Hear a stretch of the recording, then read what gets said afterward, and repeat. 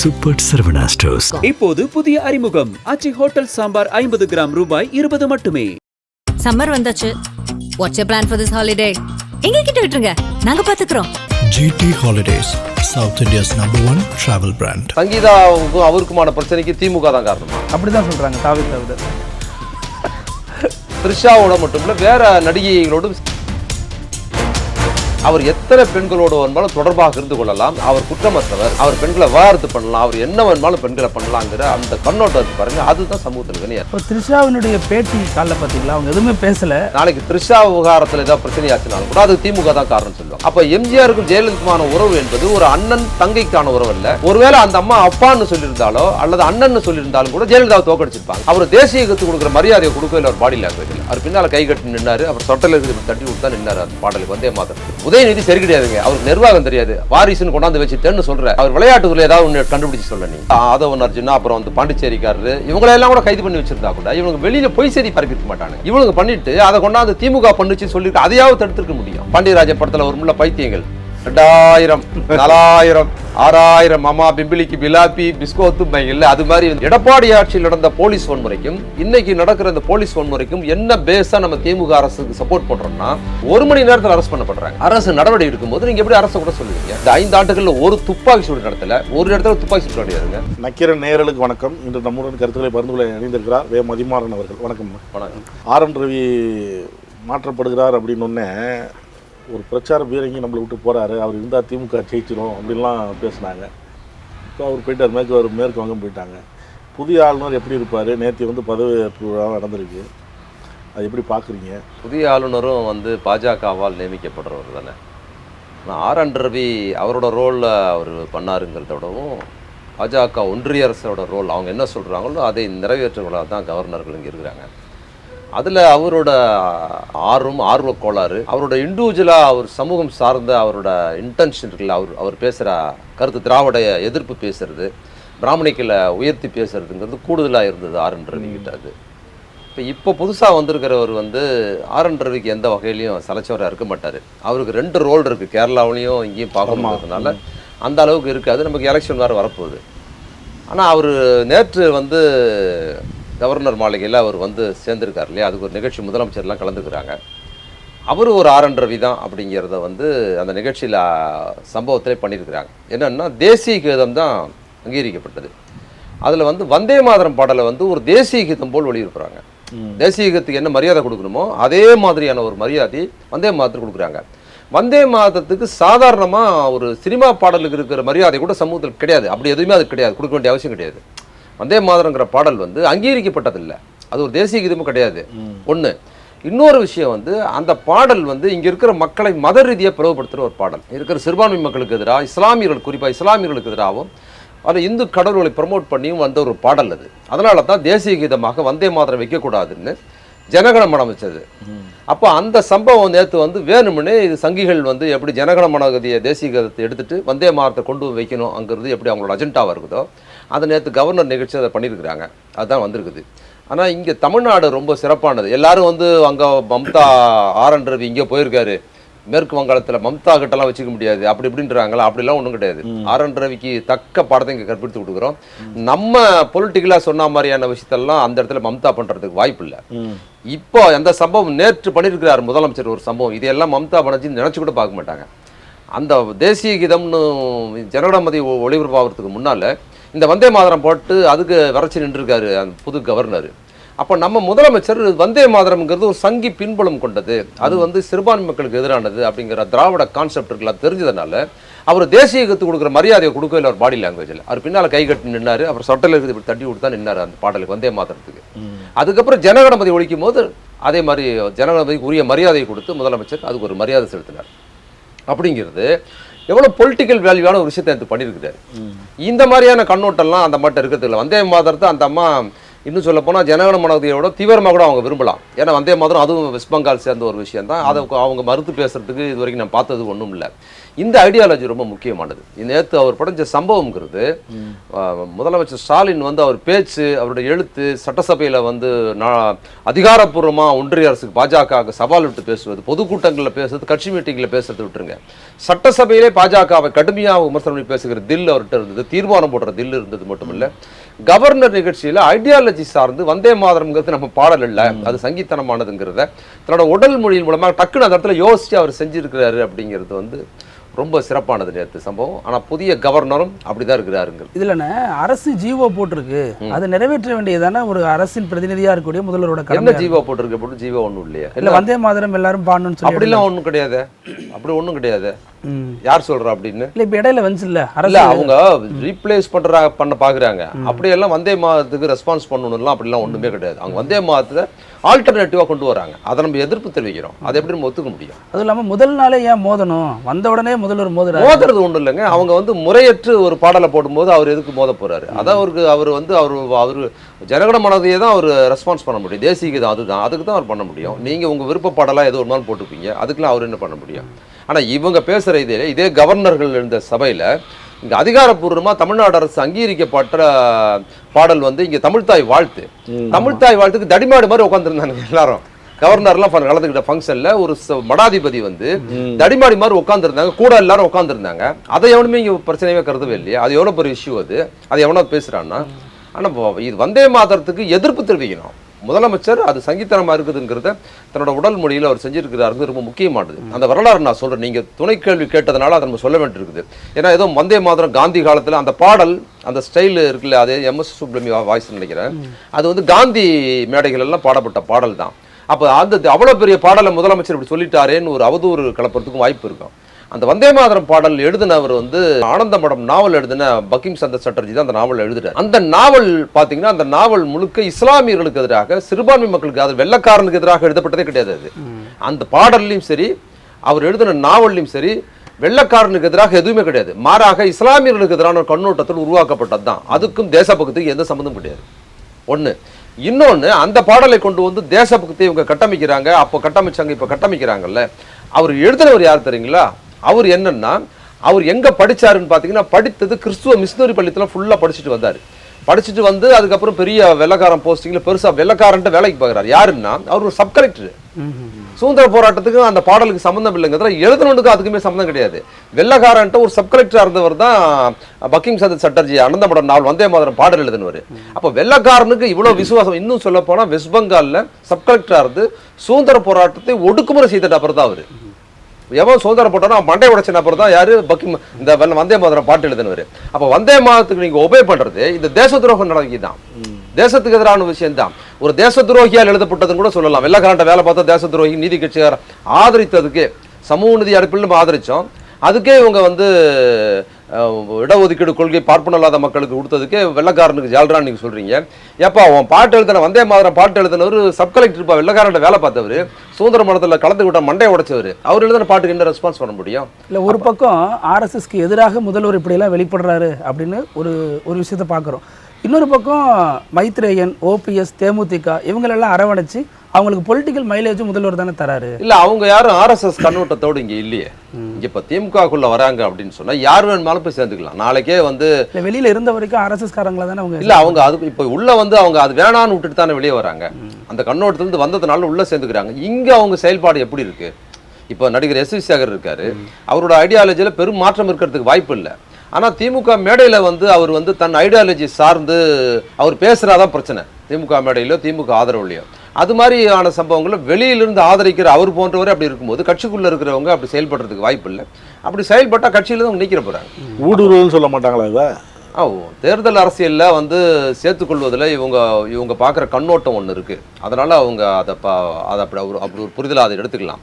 ஆனால் அவங்க செயல்பாடு வந்து அந்த இந்துத்துவ கண்ணோட்டத்தோடு செயல்படுகிறார்கள், அவங்க திராவிட இயக்கத்துக்கு சம்மந்தம் இல்லாமல் இருக்கிறாங்கன்னு சொல்லும்போது அவங்களுக்கு முக்கியத்துவம் தரப்படுதா, அவங்க வந்து கட்சியில் வைக்கப்பட்டிருக்காங்கன்னும் போது தான் நம்ம அந்த கண்டனத்தை தெரிவிக்கின்றோம். இதுக்கு முன்னாடி வரைக்கும் கொள்கை கூட்டணி அப்படின்னு திமுக சொல்லுவாங்க, தேமுதிக வந்து சேர்ந்த பிறகும் அது வந்து பொருந்துமா? கொள்கை கூட்டணி அப்படின்னு சொன்னாங்க. ஆனால் இப்போ தேமுதிமுக சேர்ந்தது, அப்புறம் ஓபிஎஸ் கட்சியில் சேர்ந்துருக்கிறாரு. நீங்கள் முதல்ல கேட்ட கேள்வியே இதுக்கு பதிலாகவும் இருக்குது. கட்சிக்குள்ளே சேர்ந்தவங்க அதுபோல் செயல்படுறாங்களா அப்படிங்கிறத பார்த்து தான் அதை நம்ம சொல்ல முடியும். அவங்க உறுப்பினரவே சேர்ந்துருக்கிறார் ஓபிஎஸ் அப்படின்னு நம்ம சொல்லியிருக்கிறோம். இப்போ தேமுதிமுகவோட வருகை, திமுகவே மோசமாக பேசியிருக்கிறாங்க. அவங்க கொஞ்ச நாளைக்கு முன்னாலேயே திமுக தலைவரை குறித்தெல்லாம் கூட தனிப்பட்ட முறையெல்லாம் மோசமாக பேசியிருக்கிறாங்க. இப்போ தேர்தல் நேரத்தில் கூட்டணியாக சேர்ந்ததுக்கு பிற்பாடு இதற்குள்ள அவங்க தேர்தலில் எப்படி பயணிக்கிறாங்கிறத பொறுத்து தான் அதை சொல்ல முடியும். அவங்க பாஜக எதிர்ப்பு பேசுகிறாங்களா, அல்லது பாஜகவோட வேற ஐடியாலஜி சார்ந்து நேரடியாக பாஜகவை வந்து ஆதரிக்காட்டி கூட பாஜகவோட இடஒதுக்கீடு கொள்கை அல்லது வேறொரு ஒரு வகையில் பாஜகவோட ஐடியாலஜி சேர்ந்து பயணிக்கிறாங்களாங்கிறத பொறுத்து தான் அதை பேச முடியும். அதனால் இதை வந்து கொள்கை சார்ந்த கூட்டணி இருக்குது இல்லை அப்படின்னு சொல்ல முடியாது. தேமுக சேர்ந்து இதில் சிபிஎம், சிபிஐ, விசிகா மாதிரி மிக கராராக பாஜகவை எதிர்க்கிறவங்க தேமுதிமுகவை கூட தான் சேர்த்துக்கிறாங்க. இன்னொரு விஷயம் நீங்கள் கேட்கணும், இவ்வளவு தீவிரமாக தேமுதிமுக சேரும்போது கூட கொள்கை கூட்டணின்னு சேர்க்கிற இவங்க பேசுகிற கேள்வி கேட்குறவங்க, இந்த கொள்கை கூட்டணிகளை வந்து பாஜகவை எதிர்ப்பதில் பிரதான பங்கு வைத்தது சிபிஎம்மும் சிபிஐ தான். எங்களை மாதிரிலாம் யாரும் கிடையாது, நாங்கள் தான் அப்படின்னு சொல்கிறோம்ல. இவங்க தலைவராகவே தேமுதிமுக தான் இருந்தது, மக்கள் நல கூட்டணி. அப்போ யாரும் கேட்கலையே, மக்கள் நல சிபிஐ சிபிஎம்ங்கிற பாஜகவை போர்க்குணத்தோடு எதிர்க்கிற கட்சியின் தலைவராக, அந்த கூட்டமைப்பின் தலைவராகவே இருந்தது எதுன்னா தேமுதிமுக தான். அன்னைக்கு விசிக இந்த குழு எல்லாமே தேமுதிக தொடங்கப்பட்டதுல இருந்து திமுக கூட்டணிக்கு வரவே இல்லை, இப்பதான் வந்திருக்காங்க. அந்த பயணம் பூராவே அதிமுக பாஜக திமுக எதிர்ப்புல தான் இருந்தாங்க. அவங்க அந்த கட்சியே திமுக எதிர்ப்பாக துவங்கப்பட்ட கட்சி தான். இன்னொன்னு பெரிய விஷயம், 20 வருஷத்துக்கு மேல அந்த கட்சி விஜயகாந்த் இருந்து அவ்வளோ பண்ணி கூட ஒரு எம்பி அவங்களால பெற முடியல. எதிர்கட்சி அந்தஸ்து கூட தமிழ்நாட்டில் வந்தாங்க, தமிழ்நாட்டில் எதிர்கட்சியாக கூட வந்திருந்தாங்க. ஆனால் ஒரே ஒரு நாடாளுமன்ற உறுப்பினர் கூட அவங்களால பெற முடியல 20 வருஷத்துல. இங்க வந்த பிறகு ஒரு வாரத்துல திமுக தலைவர் அவங்களை எம்பி ஆகியிருக்கிறாரு. காலம் முழுக்க அவரை எதிர்த்தவங்களுக்கு ஒரு எம்பி சீட் கொடுத்து அவங்களுக்கு தேர்தல் அக்ரிமெண்ட்டுக்காக கூட்டணிக்கு கூட்டிருக்கிறாங்கன்னா அந்த அக்ரிமெண்ட் பிரகாரம் கொடுத்துருப்பாங்கிறது ஒண்ணு. இன்னொன்னு, அந்த சாதனையை தேமுதிமுகவில் அவங்களால செய்ய முடியாதது திமுக தலைவர் தான் அவங்களுக்கு கொடுத்து எம்பி ஆகியிருக்கிறாருன்னு ஒண்ணு. இன்னொன்னு, திமுக ஆதரவான எந்த பங்களிப்பும் இன்னும் அவங்க ஆரம்பிக்கவே இல்லை, அதுக்குள்ள எம்பி ஆகிருக்கிறாங்க. ஒரு ஓட்டு கூட போடல, வந்து ஆதரவு தான் தெரிவிச்சிருக்கிறாங்களே தவிர திமுகவுக்கு அவங்க பங்களிப்பாக ஒரு ஓட்டு கூட இன்னும் வரல, ஆதரவு எதுவுமே வரல. ஆனாலும் அதற்கு முன்னால் அவங்க நாடாளுமன்ற எம்பி ஆயிருக்கிறாங்கிறது வந்து இவர் ரொம்ப ஜனநாயகமா பாக்குறாரு அப்படிங்கிறது அதில் பார்க்க வேண்டும். இந்த முதல்வன் படத்துல வர மாதிரி எல்லாருமே முதல்வர் ட்ரோல் பண்ணிட்டு இருக்காங்க திமுக காரங்களே, புகழேந்தி ஐயா போதும் எங்களால முடியல. இல்லை, விஜயோடைய தாக்கம்ங்கிறது திமுகவை நெருக்கடிக்கு உள்ளாக்குது. அடிக்கடி வரக்கூடிய கருத்து கணிப்புகள்லாம் விஜய்க்கு வந்து முக்கியத்துவம் தரப்படுதுங்கிற மாதிரி செய்திகள்லாம் பார்க்குறோம். அது உண்மையிலேயே அது அப்படி தான் போகுமா, அல்லது வெறும் சினிமா கூட்டம் தானே அது? ஆனால் தேர்தல் நெருக்கத்தில் வந்து இப்போ என்ன நடக்குதுன்னா, அதிமுக இடத்துல வந்து விஜய் கட்சியை வந்து நிப்பாட்டி வச்சு பேசுகிற முறைக்கு அது மாறி இருக்குது இன்றைய சூழலில். 2வது இடத்துக்கு எலெக்ஷனுக்கு அப்புறம் அவர் 2வது இடத்துக்கு வராரா இல்லை 3வது இடத்துக்கு போகிறாராங்கிறத விட்டுருங்க. இப்போ விவாத பொருளாகவே தொலைக்காட்சி நிகழ்ச்சிகள்லேருந்து வெளியில் பேசுகிற வரைக்கும் என்னென்னா, 2வது இடத்துக்கு அதிமுக இருந்த இடத்தில் விஜய் கட்சியை வச்சு தான் வாதங்கள் நடக்குது. தொலைக்காட்சி வாதங்கள், விஜய் எப்படி போவாருங்கிறது திட்டமிட்டு பேசப்படுது. இப்போ விஜய் வருகையின் காரணமாக இன்னொரு அது என்ன பண்ணுறாங்க, 2வது இடத்துல அதிமுக இடத்தில் விஜய் கட்சி நிப்பாட்டி வச்சு திமுக ஆட்சி அதை வீழ்த்திடும் அப்படிங்கிற கோணத்தில் திமுக எதிர்ப்பாளர்கள் பயன்படுத்துகிறாங்க. நீங்கள் எப்பவுமே திமுக எதிர்ப்பாளர்கள் வந்து கட்சி சார்ந்து இருக்கிற அதிமுகவோ அல்லது தாவேக கட்சியின் உறுப்பினராக கூட விட்டுருங்க, இந்த நடுநிலையா இருக்கிறவங்க பார்த்தீங்கன்னா அவங்களோட ஒரே நடுநிலை திமுக எதிர்ப்பு தான். திமுக எதிர்ப்புக்காக யாரை வேணுமாலும் அவங்க ஆதரிப்பாங்க, யாரை வேணுமாலும் ஆதரிக்கிறது, யாரை வேணுமாலும். அது எம்ஜிஆர் ஆதரிச்சாங்க, அதுக்கப்புறம் ஜெயலலிதாவை ஆதரிச்சாங்க. அதற்கு பிற்பாடு பார்த்தீங்கன்னா ஜெயலலிதா இறந்ததுக்கு பிற்பாடு வந்து தினகரன் ஆதரிச்சாங்க, ஒரு முதலமைச்சர்னு அவருக்கு ஆரம்பிச்சாங்க. ரஜினிகாந்த் கட்சி ஆரம்பிக்கும் போது அவருக்கு ஆதரிச்சாங்க, கமல்ஹாசன் ஆதரிச்சாங்க. யாராவது ஒருத்தர் எப்படியாவது நம்மளை ஆதரிச்சு திமுக ஆட்சிக்கு வராமல் தடுத்துட முடியுமா அப்படின்னு மெனக்கட்டவங்க இருக்கிறாங்கல்ல. இப்போ அதே குரூப் என்ன பண்ணுதுன்னா, போன சட்டமன்ற தேர்தலுக்கு பிற்பாடு அதே குரூப் நடுநிலையாக இருக்கிறவங்க, எங்களுக்கு கட்சியெல்லாம் கிடையாது அப்படின்னு பார்க்குற அந்த குரூப் என்ன பண்ணுதுன்னா, இப்போ வந்து எப்படியாவது மீண்டும் இந்த திமுக ஆட்சிக்கு வராமல் தடுத்துட முடியுமா அப்படிங்கிறதுக்கு இப்போ செயல்படுறாங்க. அதுக்கு இந்த விஜய் பயன்படுவாரா அப்படிங்கிறதுக்காக விஜய் வந்து 2ஆம் இடத்துக்கு வந்துட்டார் அப்படின்னா அவர் வந்து ஆட்சிக்கே வந்துடுவார் அப்படின்னு ஒரு கருத்தை வந்து திட்டமிட்டு திமுகவுக்கு அச்சமுட்டுகிறா மாறி இருக்கிறாரு. அப்படின்னா இவங்களுக்கு தேவையான மீடியாக்களில் மக்கள் கருத்துங்கிற மாதிரி யாரை போய் கேட்டாலும் தாவேக்கா விஜய், தாவேக்கா விஜய்ங்கிற மாதிரியே கணக்கு பட்டி போட்டு கொண்டு போகிற ஒரு துணி பேசப்படுது. இதில் வந்து இதை வந்து ஜஸ்டிஃபை பண்ணிக்கிறதுக்கும் தான் சொல்கிற பொய்களுக்கு ஆதாரமாகவும் இந்த மாதிரி விஷயங்கள பேசுகிறாங்க. ஆனால் சமூகத்தில் பார்த்தீங்கன்னா உண்மையில் அது நடக்குமா? விஜய்க்கு ஒரு செல்வாக்கு இருக்குது, நம்ம அது முற்றிலுமா மறுக்க முடியாது, அது பொருத்தமாக இருக்காது. இளைஞர்கள் புதிய ஓட்டு போடுற புதுசாக வந்திருக்கிற சிட்டி பேஸ்டு செமி சிட்டியில் இருக்கிற இந்த தீவிரமாக முதல் ஷோ பார்க்குற பசங்க இருக்காங்கல்ல தமிழ்நாடு முழுக்க, அந்த இளைஞர்கள் வந்து விஜய்க்கு முதல் ஓட்டு போடுறவங்க எண்ணிக்கை கணிசமாக இருக்குது அவர்கிட்டங்கிறது உண்மையானது. அப்புறம் இன்னொரு புறத்தில் அதுக்கு முன்னால் போட்டவங்க போன முறை ஓட்டு போட்டவங்க இந்த முறை விஜய்க்கு போடுறதா சொல்கிறவங்கள ஒரு ஒரு ஒரு சிலர் இருக்காங்கன்னு வச்சுக்கலேன். அவங்க யாருன்னு பார்த்தீங்கன்னா அந்த ஓட்டு எதுவுமே திமுக ஓட்டு இல்லை.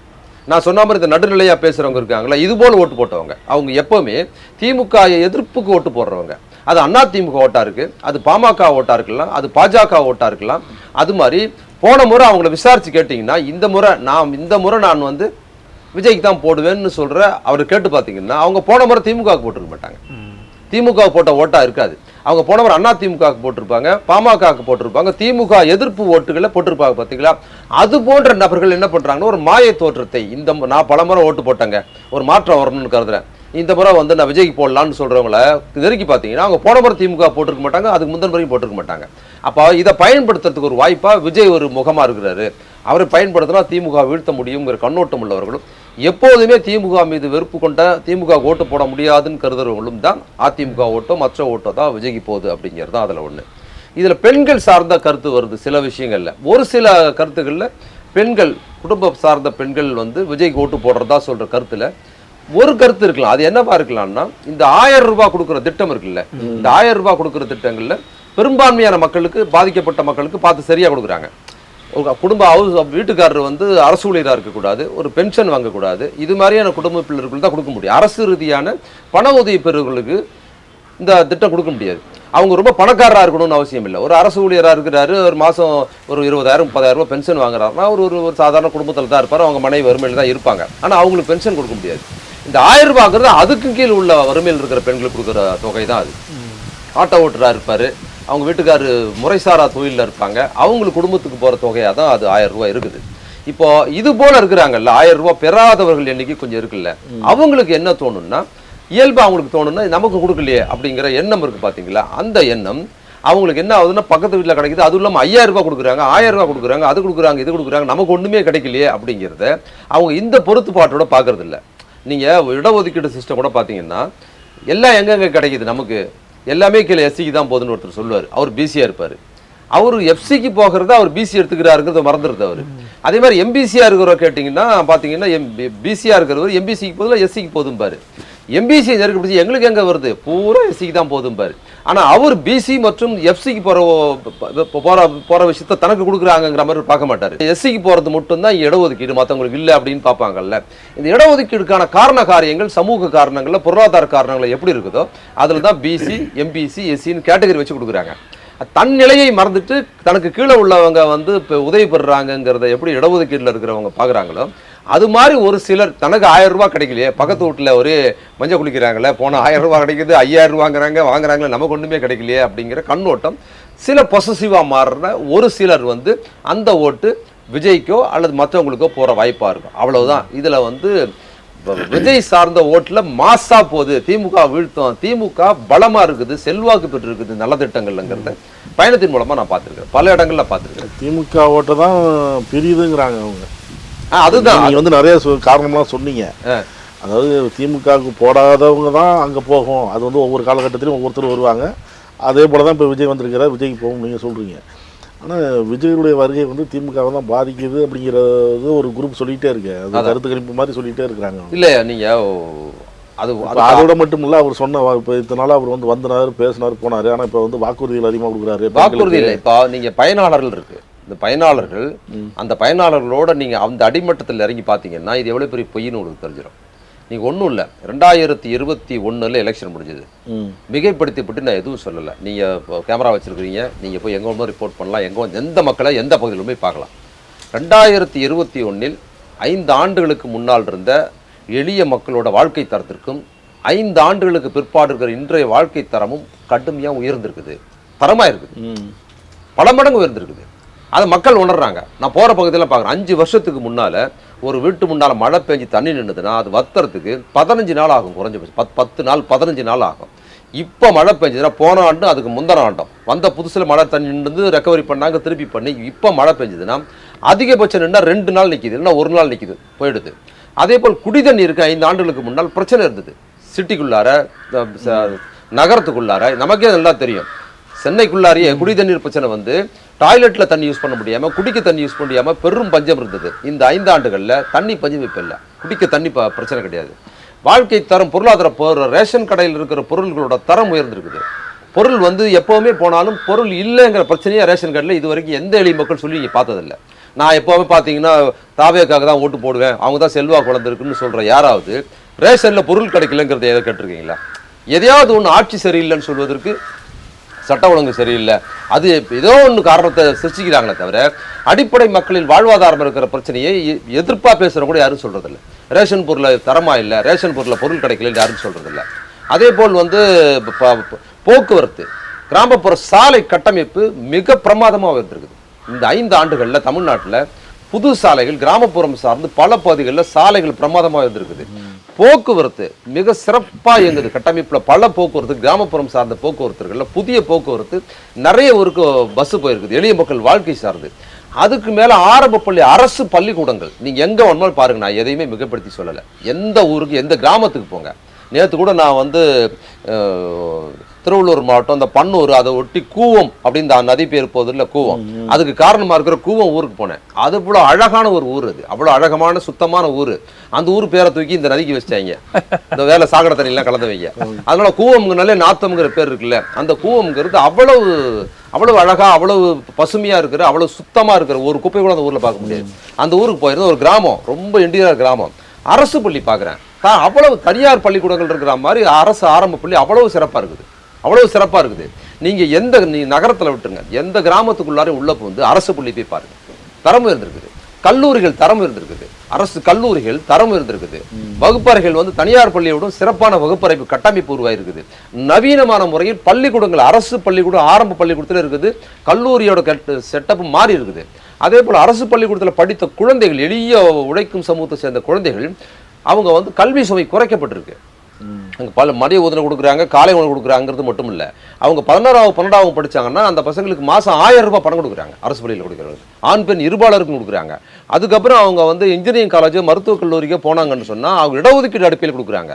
இன்ஜினியரிங் காலேஜ் போனால் முழு அரசு பள்ளியில் தேர்ந்தெடுத்து போனால் 5 ஆண்டுகளுக்கான முழு பணத்தையும் அரசு கட்டுறாங்கன்னும் போது பல மடங்களில் வாழ்க்கை தரம் எங்கேயோ உயர்ந்திருக்குது. அதே மாதிரி பெண்களுக்கான கட்டணமில்லா பேருந்துங்கிறது எங்கேயோ கொண்டு போயிருக்குது, மக்களோட வாழ்க்கை தரத்தை எங்கேயோ கொண்டு போயிருக்குது. மருத்துவமனை வந்து கட்டமைப்பு கடுமையாக உயர்ந்திருக்குது. கிராமப்புறங்கள் ஆரம்ப சுகாதார நிலையம் சிறப்பாக உயர்ந்திருக்குது. பல்வேறு விஷயங்கள் இருக்குது. ஆனால் எங்கே போனாலும் ஏதோ ஒரு சம்பவம் நடக்கும் இல்லை. இப்போ போலீஸ் அட்ராசிட்டிஸ் நடக்குதுன்னா போலீஸ் குணாம்சம்னு ஒன்று இருக்குது. அந்த போலீஸ் குணாம்சங்கிறது இந்த சமூக அமைப்பில் போலீஸோட செட்டப் அப்படி தான் இருக்கும். இந்த முதலாளித்துவ சமூக அமைப்பில் இந்த பின்புலத்தில் போலீஸ் என்கிற கட்டமைப்பு எளிய மக்களுக்கு எதிரான ஒரு கட்டமைப்பாக தான் இந்தியா முழுக்க இருக்கும். அப்படி ஒரு போலீஸ் தன் இயல்பான குணத்தில் பொதுவாகவே பொதுமக்கள்கிட்ட பேசுறது, பொதுமக்களுக்கு எதிராக பேசுகிற கண்ணோட்டமாக இருக்கிற போலீஸோட குணாம்சத்தில் ஒரு எளிய மக்களை கூப்பிட்டு அவங்கள வந்து ஒரு சம்பவத்தில் பாதிக்கப்பட்டதுக்கு பிற்பாடு இந்த அரசு போலீஸ் பக்கம் நிற்குதா, அந்த பாதிக்கப்பட்ட மக்கள் நிற்குதாங்கிறத பொறுத்து தான் நீங்கள் அரசு குற்றம் சொல்ல முடியும். இப்போ சம்பவமே நடக்கலன்னு சொல்லி நீ கூட போலீஸ் வன்முறை நடந்திருக்குது.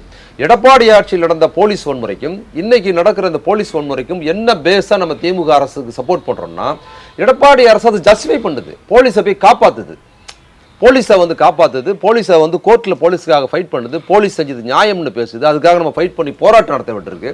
ஆனால் இந்த அரசு சாத்தான்குளத்தில் நடந்ததாகட்டும், இன்னொரு பையன் ஒருத்தர், அந்த தூத்துக்குடியிலே ஒரு பையன் நகை திருடிட்டாங்க, எல்லாவற்றிலையும் அரெஸ்ட் பண்ணுது, அக்யூஸ்ட போலீஸே அரெஸ்ட் பண்ணுது. போராட்டம் எதுவுமே நடத்த தேவையில்லை, நேரடி உத்தரவு. போராட்டம் நடத்தி 1 மாதம் 2 மாதம் பொறுத்து கோர்ட்டு சொல்லி இல்லை, 1 மணி நேரத்தில் அரெஸ்ட் பண்ணப்படுறாங்க.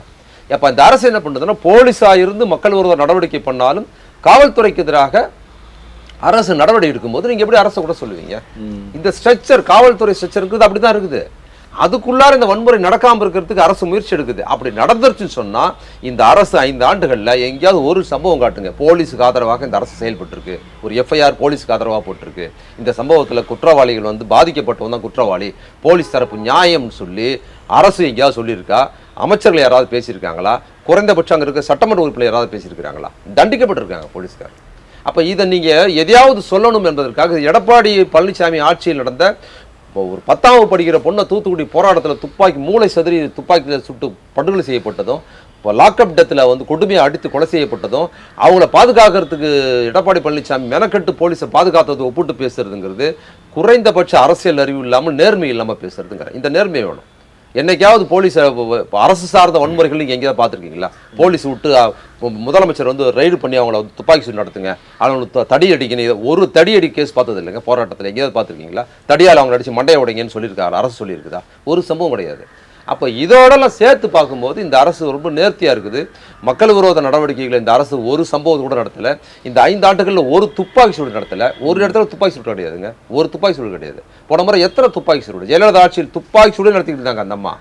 எவ்வளோ துப்பாக்கி சூடு நடந்தது? இந்த 5 ஆண்டுகளில் போலீஸ் ஏதாவது ஒரு துப்பாக்கி சூடு ஏதாவது நடந்திருக்குதா? நடந்தது கிடையாது. அப்போ இந்த அரசு நேர்த்தியாக இருக்குது, மக்களுக்கு அது தெரியுது. மக்களின் வாழ்க்கை தரும் பெருசாலாம் வேண்டாம். 5 ஆண்டுகள் நீங்கள் என்னன்னா இது அது வரலையா, அது குறைச்சல் இல்லையா, இது குறைச்சல் இல்லையான்னு இவங்க என்னமோ தமிழ்நாட்டில் 5 ஆண்டுகளுக்கு முன்னால் ரஷ்யாவில் நடந்த ஜார் மன்னனை அகற்றிவிட்டு ஸ்டாலின் தலைமையில் நடந்த ஒரு மாபெரும் ஒரு பொல்ஷிவிக் புரட்சி நடந்து இங்கே ஆட்சி வந்த மாதிரி பேசுகிறாங்க. இந்த அரசியல் சட்டத்துக்குள் இங்கே ஆட்சி நடக்குது. அதனால் பல வழிகளில் நீங்கள் ஒப்பீட்டளவில் பார்த்தீங்கன்னா இத்தனை ஆண்டுகளில் தமிழ்நாட்டில் இவ்வளவு சிறப்பாக எல்லா துறையிலையும் திட்டமிட்டு நீங்கள் ஏதாவது வலிந்து குறை சொல்லணும். அப்படி சொன்னாதான் இதை சொல்ல முடியும். நீங்கள் லெனின் தலைமையில் இருந்த ஆட்சியே சரியில்லைன்னு சொல்லிட்டு தான் இருக்காங்க உலகத்தில். லெனின் புரட்சி நடத்தி வந்த லெனின் தலைமையிலான ஆட்சியே சரியில்லைன்னு சொல்கிறவங்க, அப்புறம் ஸ்டாலின் அதுக்கப்புறம் வந்தார், லெனினுக்கு அப்புறம் ஸ்டாலின் வந்தார், அவர் ஆட்சியே சரியில்லை, அவர் மக்களை எல்லாம் கொண்டுட்டாருன்னு சொல்கிறவங்களும் இருக்கிறான் போது இந்த முதலாளித்துவ ஜனநாயக அமைப்பில் இருக்கிற ஒரு அரசுக்குள்ளார, இந்த அரசியல் சட்டத்துக்குள்ளார, இந்த செட்டப்புக்குள்ள ஒரு அரசு வந்து இதைத்தான் செய்ய முடியும். இதுல நீங்க வந்து சின்ன சின்ன விஷயங்களுக்கு கூட எதிராக பேசுறதுங்கிறது இது வேற. உங்க கண்ணோட்டம் என்னன்னா இந்த திமுக இருக்குதுங்கிறதுனாலதான். அதிமுக ஆட்சியில இதை விட கொடூரமான வன்முறைகள் அரசே நடத்தும் போது நீங்க யாருமே பேசவே இல்லை, ஜஸ்டிஃபை பண்ணி பேசுனீங்க, ஆதரிச்சு பேசுனீங்க. அன்னைக்கு இருந்த புகழ்பெற்ற நடிகர் ரஜினிகாந்த் கூட துப்பாக்கி சூட்ட எடப்பாடி அரசுக்கு ஆதரவாக பேசினாங்க. இன்னைக்கு அந்த மாதிரி பிரபுவர்கள் யாரும் திமுக அரசை வந்து ஆதரிச்சு பேசுறது ஒருத்தர் கூட இல்லை பாருங்க. திரைப்பிரபலங்கள், சினிமா சார்ந்த பிரபலங்களில், ஏன்னா திமுக அரசுன்னும் போது அவங்க வந்து எவ்வளவு சிறப்பாக செயல்பட்டாலும் அதை ஆதரிக்கிற மனோபாவம் திமுக எதிர்ப்பு உள்ளவங்க கிட்ட எப்பவுமே கிடையாது. அவங்ககிட்ட ஒன்று எதிர்ப்பாக அவதூறு சொல்லுவாங்க, இல்லைன்னா மௌனமாக இருந்துருவாங்க, நியாயத்தை பேசுறதே கிடையாது. ஆனால் மோசமான விஷயத்தை கூட திமுக எதிர்ப்பாளர்கள் செஞ்சாங்கன்னா எங்கேருந்தோ ஓடியாந்து பிரமுகர்லாம் வந்து முட்டு கொடுத்தாங்க. இப்போ தூத்துக்குடி துப்பாக்கி சூடுக்கு எத்தனை பேர் முட்டு கொடுத்தாங்க பார்த்தீங்கல்ல? அப்போ இதோட நீங்கள் பார்த்து விட்டுருக்கு. நீங்கள் ஒப்பீட்டளவில் நான் எதையுமே சொல்லலை, இதை விட்டுருங்க. 5 வருஷத்துக்கு முன்னால் தமிழ் மக்களோட வாழ்க்கை தரப்பட்டிருந்தது. தமிழ்நாட்டோட புள்ளி விவரம் பொருளாதார புள்ளி படிநிலை பல அளவு உயர்ந்திருக்குன்னு ஒன்றிய அரசு சொல்லியிருக்கிறத விட்டுருங்க. நீங்கள் அந்த புள்ளி விவர ஆராய்ச்சி, பொருளாதார நிபுணர் அதெல்லாம் விட்டுட்டு எளிய மக்கள்கிட்ட போய் கேளுங்க. 5 வருஷத்துக்கு முன்னால் நீங்கள் எப்படி இருந்தீங்க, இப்போ எப்படி இருக்கீங்க? கரண்ட்டு பிரச்சனை எடுத்துங்க. கரண்ட் பிரச்சனை இன்னைக்கு கரண்ட்டு கட் ஆகிறது இல்லை. திமுக வந்தால் கரண்ட் கட் பண்ணிடுவாங்கன்னு ஒரு அவதூறு பரப்பிக்கிட்டே இருந்தாங்க. இப்போ கரண்ட்டை கட் ஆனதில்லை. ஆனாலும் என்ன பண்ணுறாங்க, ஏதாவது ஒன்று சொல்லணும். அப்போ மின்கட்டண விலை உயர்ச்சி. மின்கட்டண விலை உயர்னதுக்கு காரணம் என்னென்னா, இப்போ போன அரசில் வந்து ஏராளமான மின்சாரத்தை வாங்குவதற்கு வெளியில் போட்ட அக்ரிமெண்ட்டு, புதிய பவர் ஸ்டேஷன் இல்லை. இப்போ இந்த அரசு வந்து புதிய பவர் ஸ்டேஷனை கட்டுமானம் பண்ணுது. இப்போ குந்தாவில், ஊட்டியில் ஒரு புதிய பவர் ஸ்டேஷன் கட்டுமானம் உருவாக்குறாங்க. அப்போ தமிழ்நாடு அரசு மின்சார உற்பத்தியை அதிகமாக உற்பத்தி பண்ண சூழல் வரும்போது மின்சார கட்டணத்தை குறைக்க முடியும். இப்போ இவ்வளோ ப்ராசஸ் போகும்போது இது மேம்போக்காக பேசுவதுங்கிறது முறையற்றது அப்படிங்கிறது சொல்லுவோம். தொடர்பில் பேசும்போது உரிமை தொகை பற்றிலாம் பேசுனீங்க. பெண்களுக்கான உரிமை தொகை, வாழ்க்கை தரம் உயர்ந்திருக்கு, 5 ஆண்டுகளுக்கு முன்னாடி எப்படி இருந்தது, இப்போ எப்படி இருந்தது பாடலாம் நீங்கள் சொல்கிறீங்க. இப்போ தேர்தலை மையப்படுத்தி ஒவ்வொருத்தரும் வாக்குறுதி எடுத்துக்காங்க. மக்களோட வாழ்க்கை தரம் மட்டும் இல்லைங்க, ஆரோக்கியம் மாறி. ஆரோக்கியம், இப்போ சிறந்த குழந்தைங்களோட ஆரோக்கியம். இந்த காலை உணவு திட்டம் வந்ததுக்கு பிற்பாடுங்க, நீங்கள் விஷயத்தை எப்படி பார்க்கணும்னா எளிய மக்களின் நிலையிலேருந்து நீங்கள் பார்க்கணும். நீங்கள் வந்து ஒரு அப்பர் மிடில் கிளாஸ் மாதம் 1 லட்ச ரூபாய் சம்பாதிக்கிறவர் கூட வறுமையாக தான் இருப்பார். அவருக்கு பற்றாக்குறை இருக்கும். 1 லட்ச ரூபாய் சம்பாதிக்கிறாரு மாதம் அப்படின்னா, இப்போ பையனை வந்து தன்னோட வருமானத்துக்கு உயர்வான ஒரு பள்ளிக்கூடத்தில் சேர்த்துருப்பார். அதுக்கு ஒரு பக்கம் லைஃப் ஸ்டைல் வந்து தரமாக கொடுக்கணுங்கிறதுக்காக பண்ணியிருப்பார். அது ஒரு பிரச்சனை வரும். அது பிரச்சனை கிடையாது. எளிய மக்கள், கூலி வேலைக்கு போகிற மக்களோட வாழ்க்கை தரம்னு ஒன்று இருக்குது பார்த்தீங்களா, அது பல மடங்கு உயர்ந்திருக்கு. அது வந்து என்னென்னா ஒரு நடுத்தர வர்க்க அளவுக்கு உயர்த்தி இருக்கிறாரு. ஏன்னா அவங்களோட குடும்ப சுமையை இவர் குறைச்சிருக்கிறாருங்க. ஒரு அரசு பள்ளியில் படிக்கிற குழந்தைக்கு செலவே கிடையாதுங்க. காலையில் கூலி வேலைக்கு போயிடுவாங்க, அம்மாவும் அப்பாவும் மண்ணு வள்ளி போடுற ரோட்டு வேலைக்கு போயிடுவாங்க. அந்த குழந்தைய யார் படிக்க வைப்பா? அந்த குழந்தைகளுக்கு என்ன காலை உணவு கிடைக்கும்? அந்த அம்மா அப்பாவும் மண்ணு வேலைக்கு போயிட்டாங்கன்னு சொன்னால் அவங்களுக்கு காலைல 5 மணிக்கெல்லாம் கிளம்பி போயிடுவாங்க. அவங்க எதுவுமே இருக்காது வீட்டில். அவங்களுக்கே மேஸ்திரி பண்ணு டீ வாங்கி கொடுத்தாரோ அதை சாப்பிட்டு அவங்க வேலை பார்ப்பாங்க. குழந்தைகள் கொண்டு நான் நேரடியாக பார்த்துருக்குறேன். போன 7 ஆண்டுகளுக்கு முன்னால் ஒரு பள்ளிக்கூடத்தில் பேசின வடலூர் வள்ளலாறு பிறந்த கருங்குழின்னு ஒரு கிராமத்தில் ஒரு பள்ளிக்கூடத்தில் காலையில் பேசும்போது சுருண்டு அரசு பள்ளியில் சுருண்டு படுத்துருந்தது குழந்தை. என்னன்னு கேட்டால் காலைல சாப்பிடலன்னுச்சு. ஏமா சாப்பிடலன்னா வீட்டில் சோறு இல்லைன்னா அப்படின்ட்டு. அம்மா அப்பா அண்ணா 2 பேருமே எல்லாம் வேலைக்கு போயிடுவாங்க, மண் வேலைக்கு போகிறாங்க. அப்பா மண் வேலைக்கு போகிறாரு, அம்மா கூலி வேலைக்கு போகுது அப்படின்னு சொல்லிட்டு அந்த குழந்தைக்கு எப்போமா சாப்பிடுவோன்னா மதியானம் ஸ்கூலில் போகிற சோறு தானான்னு அப்படிங்குது. அது எவ்வளோ பெரிய புரட்சிங்கிறது நீங்கள் எளிய மக்களின் வாழ்நிலையிலேருந்து பார்த்தா தான் தெரியும். இங்கே என்னன்னா தன்னிலையிலேருந்து பார்க்குறாங்க. ஒரு 1 லட்ச ரூபாய் வாங்குறவர் தன்னோட வீட்டு வரி கூடிச்சுங்கிறது அவருக்கு கவலை. ஒரு சொந்த வீடு வச்சிருக்கிறாரு, வீட்டு வரி ஏறிச்சுங்க. 3 ஏசி பாட்டியிருக்காரு வீட்டுக்குள்ளார. ஒரு ரூமுக்கு பையனுக்கு ஒரு ஏசி, அப்பாவுக்கு ஒரு ஏசி, மாமியாருக்கு ஒரு ஏசி, குழந்தையாளுக்கு ஒரு ஏசி வாங்கி மாட்டிடுறது. Current bill ஏறிச்சுங்கிறாரு. அவர் நிலையிலேருந்து பார்க்குறாருன்னா போன முறைலாம் இவ்வளோ கரண்ட் பில் வராதுங்க, 4 ஏசி ஓடும், 5 ஏசி ஓடும், கரண்ட் பில் கூட அந்த கவலை அவருக்கு இருக்குது. அது கூட தான். ஆனால் அப்படி பார்க்கக்கூடாது. நீங்கள் இந்த ஆட்சியை கீழே வாங்க, கூலி வேலைக்கு வாழ்க்கை தரம் உயர் இருக்குது. இவர் என்ன பண்ணுறாரு, என் கரண்ட் பில் ஏறிச்சு, என் ஏசி நான் ஒன்றும் குறைச்சிக்க முடியாது, நீ அப்படி தான் கட்டணும். வீட்டு வரி பங்களா மாதிரி கட்டி வச்சுட்டு நீ வருஷம் புது பெயிண்ட் அடிக்கிறது, இது போடுறது, அதெல்லாம் பண்ணி வீட்டை பில்டப் பண்ணி வச்சுப்பேன், அது உனக்கு சுமையாக இருக்குதுன்னு அவர் நிலையிலிருந்து இந்த அரசு அணுகுறாரு. நிதி சுமையை பற்றாக்குறைக்கு வீட்டுக்கு கூடுதலாக வரி போட்டுருக்குறாங்க. ஏன்னா நீ கூடுதலாக சம்பாதிக்கிற, நீ அதை வாங்கி இதை மக்களுக்கு கொடுக்கலாங்கிறதா கான்செப்ட். அவங்க என்ன பண்ணுறாங்கன்னா இந்த கருத்தை கட்டமைக்கிறாங்க. இந்த அரசு சரியில்லை, மின்சார கட்டணத்தை உயர்த்திடுச்சு, எனக்கு 5 ஏசி ஓடுது, நான் இவ்வளோ கட்டுறேன், இப்போ வீட்டுக்கு வரி போட்டாங்க, யார் 5 வீடு வச்சிருக்காரு, 5 வீடுக்கு வரி கட்டுறது கஷ்டமாக இருக்குது. இது அவங்க நிலையிலிருந்து இந்த அரசு அணுகிறவங்க தான் அதிகமாக வெளியில் அவதூறு பரப்புகிறார்கள். எளிய மக்களின் வாழ்க்கை தரம் உயர்ந்திருக்குது, அவங்களுக்கு செலவே இல்லை. கூலி வேலைக்கு போகிறவங்களுக்கு தன் குழந்தையை படிக்க வைக்கிற செலவு கிடையாதுங்க அவங்களுக்கு. இல்லை காலையில் பள்ளிக்கூடத்துக்கு போகுது, காலையில் பள்ளிக்கூடத்துக்கு அனுப்பிச்சுட்டேன்னா புத்தகம் அரசு கொடுத்துருது. சொல்லிடுறாரு அந்த அம்மாட்டா, நீ காலைல சமையல்லாம் பண்ணாதம்மா, நீ விட்டுரு, நான் பார்த்துக்கிறேன், நீ வந்து உன் வீட்டுக்கார பேப்பர் படிக்கிறாருன்னா நீ காப்பி குடிச்சு நீ ஒரு புக் எடுத்து படின்ட்டார். சமையல்லேருந்து வெளியே கொடுக்குறாரு பெண்களை. அதுக்கப்புறம் அந்த குழந்தைங்களுக்கு காலை உணவு கொடுக்குறாரு. புத்தகம் நான் கொடுத்துட்றேன், பையன் நான் கொடுத்துட்றேன், ட்ரெஸ்ஸு நான் கொடுத்துட்றேன், காலை சாப்பாடை நான் கொடுத்துட்றேன், மத்தியான சாப்பாடை நான் கொடுத்துட்றேன், நீ குழந்தைய பள்ளிக்கூடத்துக்கு மட்டும் அமிச்சா போதும் அப்படின்னு சொல்லி 1ஆம் வகுப்பிலிருந்து கல்லூரி வரைக்கும் குழந்தைகளை படிக்க வைக்கிற ஸ்கீம் உருவாயிருக்குங்க. நான் எதுவுமே மிகைப்படுத்தி சொல்லலை. அரசு பள்ளியில் படித்த குழந்தைகள் 1ஆம் வகுப்புலேருந்து இன்னைக்கு காலை உணவு திட்டத்தில் ரொம்ப நிறைய பள்ளிக்கூடத்தில் சேர ஆரம்பிச்சிட்டாங்க. அதே மாதிரி அந்த 5 ஆண்டுகளில் அதுக்கு முன்னால் இடைநிலையில் வந்து அதிகமாக இருந்தது. புள்ளி வரத்தில் இடைநிலை இப்போ கிடையவே கிடையாது. சுத்தம் ஒரு பையன் கூட கிடையாது. இன்றைக்கி ஒரு பையன் கூட அரசு பள்ளியில் படிக்கிற பையன் பாதியில் நின்றுலாம் கிடையவே கிடையாதுங்க. ஏன்னா நிற்கிறதே கிடையாது. அவன் பள்ளிக்கூடத்துக்கு போகிறது அவனுக்கு ரொம்ப விருப்பமாயிடுச்சு. காலையில் மதிய சோறு போடுறாங்க, மதியானம் போடுறாங்க, பள்ளிக்கூட ஸ்ட்ரக்சர் வேறு ஸ்டைலில் இருக்குது, ரொம்ப சிறப்பாக இருக்குது. இப்போ சென்னையே எடுத்துங்க, சென்னையில் வந்து அரசு பள்ளிகள் இருக்குது. இப்போ வந்து அதே மாதிரி இவங்க ஒரு அந்த எம்எம் செட்டியார் இது நூலகம் நடத்துகிறாங்கல்ல சென்னையில், ஒரு அவங்க பள்ளிக்கூடம் ஒன்று இருக்குது, மந்தவெளியில் ஒரு பள்ளிக்கூடம் இருக்குது, ராஜா அண்ணாமலைபுரத்தில் அண்ணாமலை செட்டியார் பள்ளிக்கூடம் ஒன்று இருக்குது. அது அரசு பள்ளி, உதவி பெறும் பள்ளி. அது அரசு பள்ளியில் எப்படி எளிய குழந்தை கூலி தொழிலாளிகளோட குழந்தை படிக்கிறாங்களோ அந்த குழந்தைகள் தான் அங்கே படிக்கிறாங்க. அந்த பள்ளிக்கூடத்தில் நான் பேச போன குடியரசு தின அன்னைக்கு பேச போனேன். பார்த்தீங்கன்னா எல்லாம் கூலி வேலை செய்கிற பசங்க, கூலி வேலை செய்கிறவங்களோட அவங்களோட குழந்தைகள் எல்லாமே வறுமையில் இருக்கிறவங்க, காலில் செருப்பு கூட பெருசாக இல்லாத பசங்க தான் படிக்கிறாங்க. ஆனால் அவங்க எங்கேருந்து வராங்க தெரியுங்களா? அந்த சுற்று வட்டாரத்தில் யாரும் கிடையாது. அந்த பள்ளிக்கூடத்தில் படிக்கிற குழந்தைகள் அண்ணாமலைபுரத்தில் இப்போ கிடையாது. அண்ணாமலைபுரத்தில் இருக்கிற எல்லாமே வசதியானவங்க. அவங்க எங்கேருந்து வராங்கன்னா கண்ணகி நகர்லேருந்து வராங்க. கண்ணகி நகர் எங்கே இருக்குது? அண்ணாமலைபுரம் எங்கே இருக்குது? கண்ணகி, அடையார், திருவான்மியூர் இதெல்லாம் தாண்டி கண்ணகி நகர்லேருந்து அந்த பசங்க இங்கே தான் படிச்சுக்கிட்டு இருந்தாங்க. அங்கேருந்து இங்கே படிக்கிறாங்க. அப்புறம் எப்படி வரணும்? எப்படி ஒரு தனியார் பள்ளிக்கூடத்தில் தனியார் பஸ்ஸுக்கு நீங்கள் கூடுதலாக பணம் கட்டணும். உங்கள் குழந்தைய சேர்க்குறீங்கன்னா ஃபீஸோடு சேர்ந்து பணம் கட்டினா வரும்ல. இப்போ இந்த குழந்தைக்கு கண்ணகி நகர்லேருந்து படிக்கிற குழந்தைக்கு ஃபீஸு ஃப்ரீ, ட்ரெஸ்ஸு ஃப்ரீ, சாப்பாடு ஃப்ரீ. அது மட்டும் இல்லாமல் அரசு போக்குவரத்து இருக்குல்ல, நம்ம அமைச்சர் சிவசங்கர் இருக்காருல்ல, அந்த போக்குவரத்துலேருந்து பஸ்ஸு தினமும் காலையில் கொண்டாந்து விட்டுட்டு அதே அரசு பஸ் அவங்களை கொண்டு போய் அங்கே விட்டுட்டு வருது. இது நான் உதாரணத்துக்கு சொல்கிறேன். இது மாதிரி இப்போ எல்லா ஊர்லேயும் தமிழ்நாட்டில் நடக்குது. நீங்கள் கீழே இறங்கி பாருங்கள் மக்களோட, இதெல்லாம் சொல்லுங்கள். இதெல்லாம் சொல்லிட்டு வேற ஏதாவது விமர்சனம் பண்ணுங்க. நான் மிகப்படுத்தி சொல்ல எங்கே பாருங்க, அரசு பள்ளி ஏற்றுக்கிட்டு தானே எடப்பாடி 2000 ரூபா தரங்கிறாரு, விஜயும் 2500 தரங்கிறாரு. கொடுப்பா, நீ கொடுக்க வேண்டியது தானே. நீ 4 வருஷம் இருந்த, உங்கள் அம்மா 5 வருஷம் இருந்தாங்க அதுக்கு முன்னால், அப்போ நீங்கள் தான் கொடுத்துருக்க வேண்டியது தானே. இப்போ ஏன் கொடுக்குறேன்னு சொல்கிறாங்கன்னா இது சக்ஸஸ் ஆகிடுச்சு. நான் என்ன சொல்கிறேன்னா அதை தான் திரும்ப சொல்கிறேன். இந்த ஆட்சி சரியில்லைன்னு நீங்கள் சொல்லணும்னு சொன்னால் இந்த ஆட்சியின் நலத்திட்டங்கள் சரியில்லைன்னு சொல்லணும். அதான் நேர்மை. ஒரு ஆட்சி சரியில்லைன்னா என்னங்க, ஆட்சியோட நலத்திட்டம் சரியில்லைன்னு சொல்லணும்ல. ஆட்சி சரியில்லை, 1000 ரூபாய் திட்டம் ஊழல் திட்டங்கள்ல வந்து இவங்க செயல்படுத்தும் போது இதெல்லாம் அவர் விஜய் சொல்றாரு 30% ஒரு சில பொருளாதார நிபுணர் இதெல்லாம் இருந்தா நமக்கு இன்னும் நிறைய செய்யலாம் மக்களுக்கு. அவர் தூங்கி எழுந்து மூஞ்சி கழுவுறதுக்கு 30 நாள் ஆகும். அவர் எதை சொல்றாரு, நீ இதுதான் நான் சொல்றேன்ல, நீங்க வந்து 1000 ரூபாய் இப்ப சொல்றாங்கல்ல, இவங்க சொல்ல முடியாது. இப்ப 1000 நாங்க வந்து 2500 சொல்றாருல அவரு. ஏன் சொன்னாரு? என்ன லாஜிக் என்னன்னா, நேர்மை என்னன்னா, ஒரு ஆட்சி சரியில்லை, திமுக எதிர்கட்சியா இருக்கும்போது வாரிசு அரசியல் அது இதெல்லாம் சொன்னீங்க, ஆளுங்கட்சியா வந்துருச்சு. இப்ப நீங்க என்ன சொல்லணும், இந்த ஆட்சி சரியில்லைன்னு தானே சொல்லணும். ஆட்சி சரியில்லைன்னு சொல்லணும், என்ன சொல்லணும், நலத்திட்டங்களை சொல்லணும். 1000 ரூபாய் திட்டம் சரியில்லை, யாருக்குமே கிடைக்கல, அதனால மக்கள் பயன்படவே இல்லை அப்படின்னு சொல்லணும். சொல்றது இல்லை.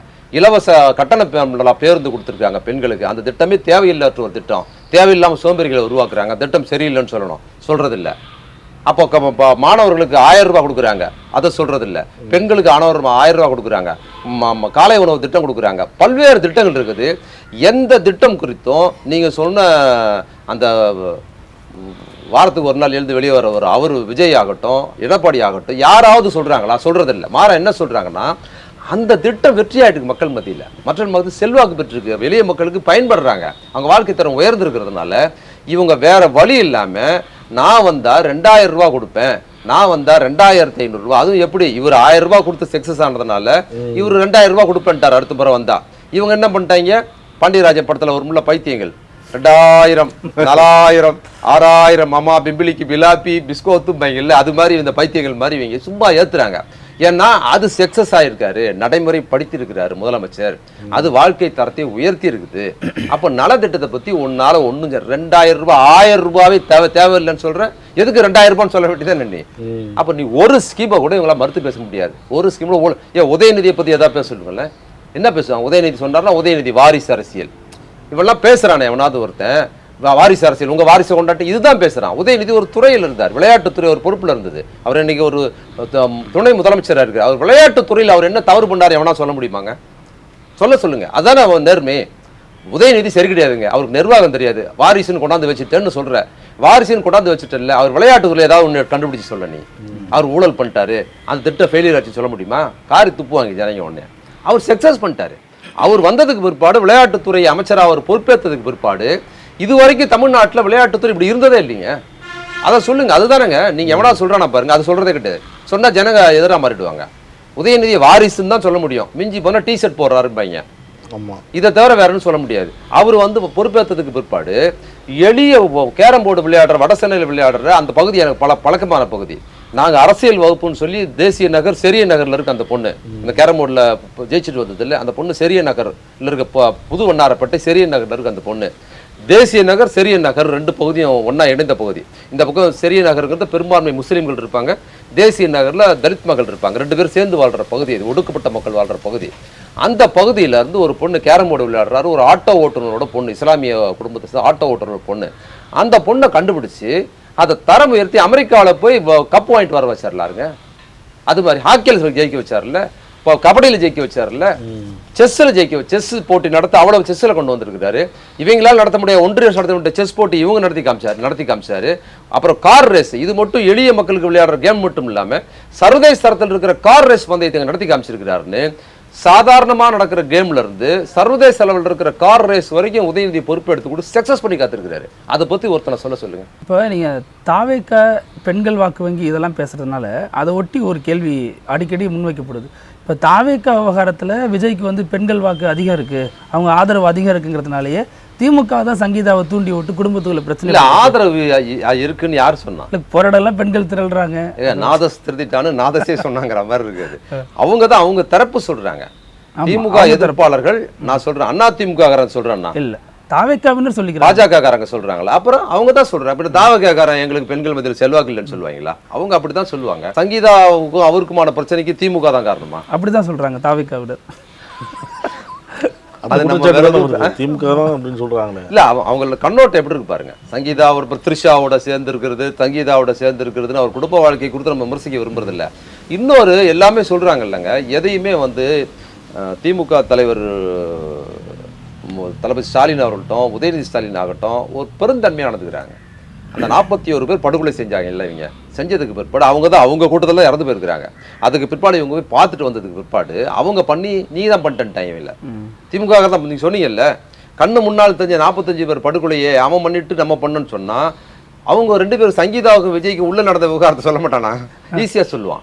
ஆனாலும் எவ்வளவு இழிவாக 41 பேர் படுகொலை பண்ணி திமுக அங்கிள் ஸ்டாலின் சார் அப்படிலாம் பேசி நீ அவதூறு பண்ணும்போது கூட ஒரு வார்த்தை திரும்பி அட நீதாண்டா பண்ணுன்னு அவங்க சொல்லலைங்க. இவங்க பண்ணாத இவங்க மேலே குற்றம் சொல்லும் போது கூட உதயநிதியோ தளபதி ஸ்டாலினோ தம்பி நீ பண்ணப்பா கொல்லன்னு கூட அவங்க சொல்லலை. அதை பற்றி ஒரு பொருட்டாவே எடுத்துக்கல.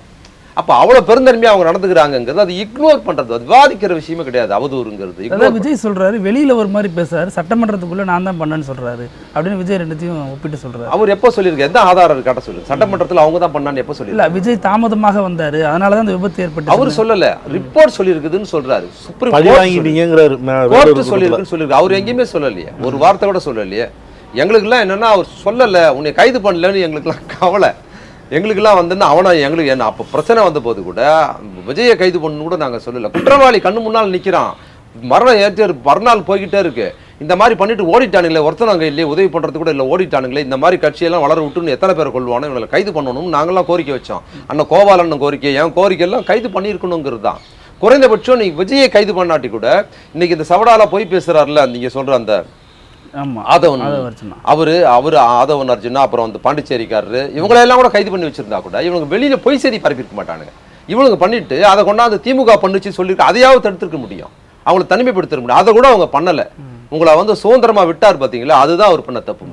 இப்போ த்ரிஷாவினுடைய பேட்டி காலில் பார்த்தீங்களா, அவங்க எதுவுமே பேசலை, ஆனால் கேட்குறாங்க இந்த மாதிரி தனியார் நிகழ்ச்சியில் கலந்துக்கிட்டீங்களே அது சர்ச்சையானுச்சுன்னு கேட்குறப்ப அவங்க அவாய்ட் பண்ணிட்டு போகிறாங்க. அது அவங்களுடைய தனிப்பட்ட வாழ்க்கையை பாதிக்குதுங்கிற மாதிரியும் ஒரு விமர்சனம் போயிட்டு இருக்குல்ல. இல்லை த்ரிஷா விவகாரமும் கூட நீங்கள் சங்கீதா த்ரிஷா இல்லைன்னா நயன்தாராங்கிற மாதிரி இவங்க வந்து என்ன பண்ணுவாங்கன்னா, சங்கீதா குடும்பத்தில் வந்து பிரச்சனை அது திமுக தான் காரணம் சொன்னால், நாளைக்கு த்ரிஷா விவகாரத்தில் ஏதாவது பிரச்சனையாச்சுனாலும் கூட அது திமுக தான் காரணம் சொல்லுவாங்க. இப்போ த்ரிஷா விவகாரத்தை பெருசாக்குறதும் திமுக தான் தூண்டி விட்டுது, த்ரிஷாவை இந்த மாதிரி சொல்லணும் அப்படிங்கிறதையும் அவங்க சொல்லுவாங்க. இது இன்னொரு விஷயம், நீங்கள் வந்து இந்த மாதிரி அக்கப்போர் விஷயங்களை திமுக ஜெயலலிதா காலத்திலே சொன்னது கிடையாது.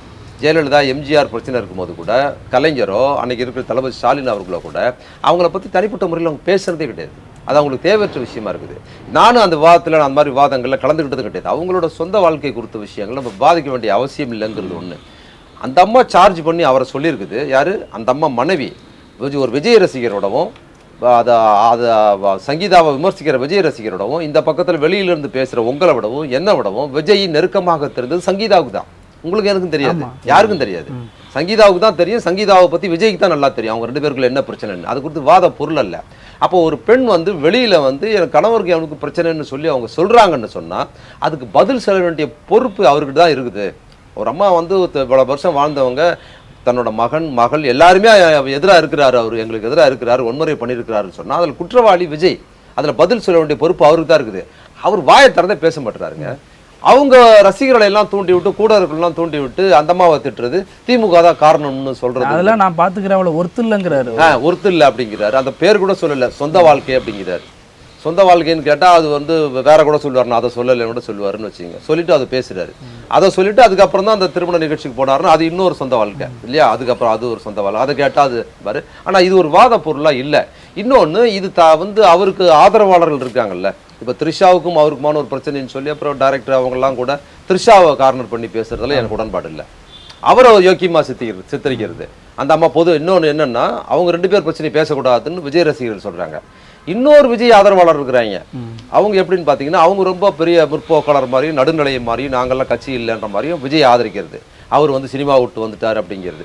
இப்போ என்னன்னா, த்ரிஷாவுனால விஜய்க்கு பேர் கெட்டு போகுது, இந்த அம்மா வானாம்னு இருக்கணும். அதாவது கூட்டு போனவன் தப்பு இல்லை, கூட போன ஆளை பற்றி இவங்க சொல்கிறது, கூட்டு போனவனை பற்றி ஒன்றுமே சொல்கிறது, அந்த அம்மா அப்படி போகலாம் அப்படின்னு சொல்லி இவங்களோட ஆணாதிக்க கண்ணோட்டமும் இதன் மூலமாக விஜய் கிட்ட ஒரு நல்ல பேர் எடுத்துக்கலாம் அப்படிங்கிற ஒரு கண்ணோட்டத்திலையும் இவங்க நிறைய பேர் அவங்களுக்கு அதான் வினையாற்றுறாங்க. ஒரு விஷயம் தெரிஞ்சுங்க, இது மாதிரியான விவகாரங்களில் விஜய்க்கு ஒரு செல்வாக்கு இருக்குல்ல, அந்த ரசிகர்களை நீங்கள் பார்த்துருக்கீங்கல்ல, அவங்களுக்கு இது ஒரு பொருட்டே கிடையாது. த்ரிஷாவோடு அவருக்கு உறவு இருக்கு இல்லைங்கிறது இல்லை, இருந்தா அவங்களுக்கு இன்னும் கூடுதல் மகிழ்ச்சி தான். அதை வச்சுக்கிட்டு இவங்க அமலப்படுத்த முடியாது. பாதிக்காதுங்கிறீங்களா? அது ரசிகர்களை பாதிக்காது. அவன் ஏங்க 41 பேர் கொண்டதுக்கே பெருசா ஃபீல் ஆகலங்க ரசிகர்கள். 41 பேர் கொண்டிருக்கான், அவர் என்ன பண்ணுவாரு? அதுக்காக நீங்க வருத்தப்படாதீங்க எங்க குழந்தை செத்துருச்சுன்னு சொல்ற சமூகமா இருக்குது. அப்புறம் அவர் மனைவியோட சண்டை போயிடுச்சுன்னா பெண்களே அந்த பெண்ணுக்கு எதிராக பேசுற கண்ணோட்டமா அவனு தான் உருவாக்குறானுங்க. திமுக விட்டுருங்க, அந்த கட்சியில் இருக்கிற பெண்கள் ஒரு பெண் சங்கீதாங்கிற ஒரு பெண்ணை குறித்து இழிவாக அந்த கட்சியில் இருக்கிற இளம் பெண்களிடையே பேச தூண்ட விட்டு ரொம்ப கேவலமா அந்த பெண்களை பற்றி மற்றவங்க கேலி பண்ற அளவுக்கு தூண்டி விட்டு வேடிக்கை பார்த்துக்கிட்டு இருக்கானுங்கிற ஒரு மோசமான கட்டமைப்பு இருக்கு. அவங்களுக்கு அது பிரச்சனை கிடையாது. த்ரிஷாவோட மட்டும் இல்லை, வேற நடிகைகளோடும் சேர்ந்து அவர் கிசுகிசுக்கப்பட்டாலும் அதையெல்லாம் அவருக்கு ஒரு கௌரவமா பார்க்குற ஒரு ஆணாதிக்க மனோபாவம் இருக்குது. இது புதுசு இல்லை.